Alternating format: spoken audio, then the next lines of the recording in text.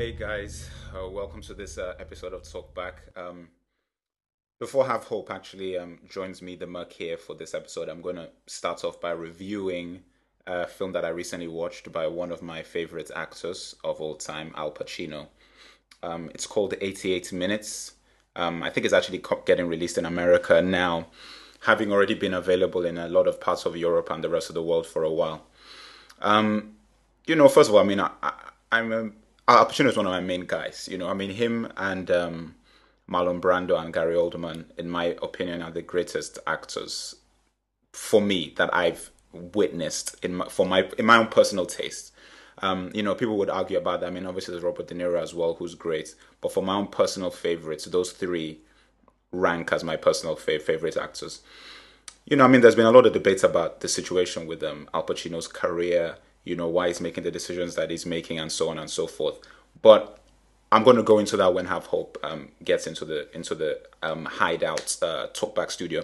Anyway, let me just kick it off. 88 Minutes is basically a movie mystery about this character, Dr. Graham, who gets a call from basically one of the people. He's a psychiatric analyst for the FBI, and somebody that his testimony helped to convict is getting executed that day.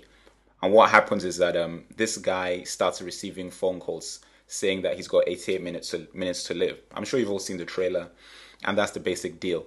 Now, I'm not going to go into like the regular kind of review thing. Talk back here. We try and get to the core, try and get to the bone. This film was average at best, unfortunately. And there are many reasons for why I personally didn't like the movie. Easily the best thing about the movie is Al Pacino, as usual, which is what can be said for a lot of films that he's been doing recently. He's obviously, it's like you see this guy on screen, you see his acting ability, and you're automatically feeling that he's too good for this project. Like there's a scene in the movie in the car when he's relaying the memory of his sister, what happened to his sister, and you're seeing that scene and you're saying that how does this scene end up in this movie? Because it doesn't make sense. Like the quality of the scene and the acting involved that Pacino is putting on the table is too high for the quality of the movie around it. And one of the biggest problems that we've had in recent times, especially with the great actors like De Niro and Pacino, is that because the world has shifted towards bubblegum pop and kids and youth and just manufacturing stars and manufacturing so-called talent, which isn't really talent, you just sort of market it.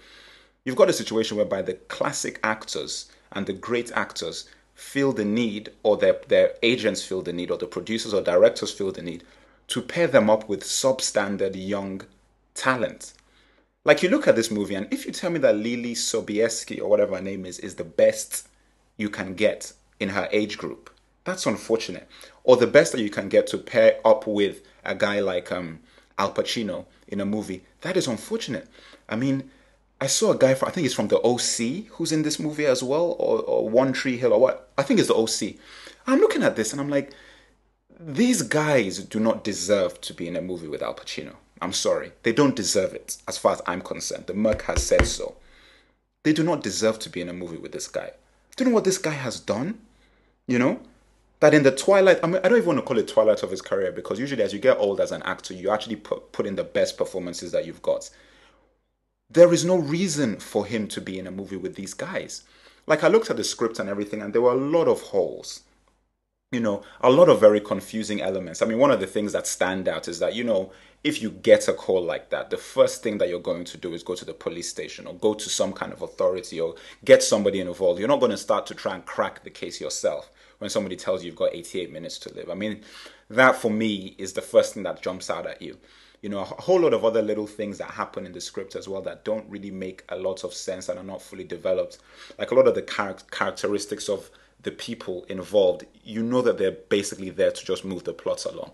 Like you've got the principal who's in charge of the school that he's in or whatever. And this lady, in the beginning of the movie, I'm like, why is this character even in this film? And towards the end of the movie, you realize that she's only in it to provide a red herring that doesn't really mean anything. And that actually goes the same for a lot of other characters. Like you have this character that his technical teaching assistant or something character as well. that I'm looking at this character and I'm thinking, why are you in this movie? Again, she's just there to add a red herring.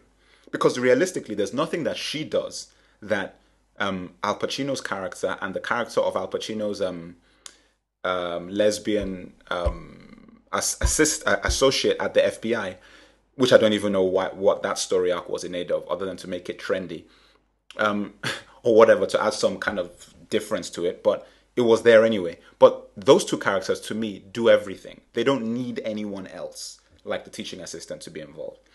So I'm watching the movie and I'm like, okay, it's just populated with a lot of these young actors who are not up to snuff. They're just not good enough.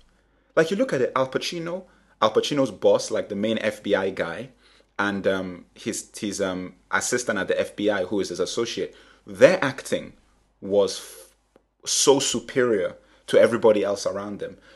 And the only thing difference between them is the age. Like you're looking at them, like okay, you've got people from a different era of movies, and other guys from the youth era of movies, and all this step up to the streets or whatever you want to call it type films coming together, and it just doesn't work. And I believe that that is what this movie suffered from. You've got a soundtrack with all this hip hop and rap and stuff, and I'm wondering why that soundtrack is even in there. You've got the directing style, which is very rudimentary, very basic, very simplistic. And you look at it and you're thinking that, okay, this John Avnet is the same guy that is now going to be giving us Righteous Kill with De Niro and Pacino in it. And it makes me worried because I'm like, God, this is what you did with Pacino, where you've got this guy, and this guy's in your movie for like 90% of the film, and you produce something that is instantly forgettable, and a movie that I would probably never see again.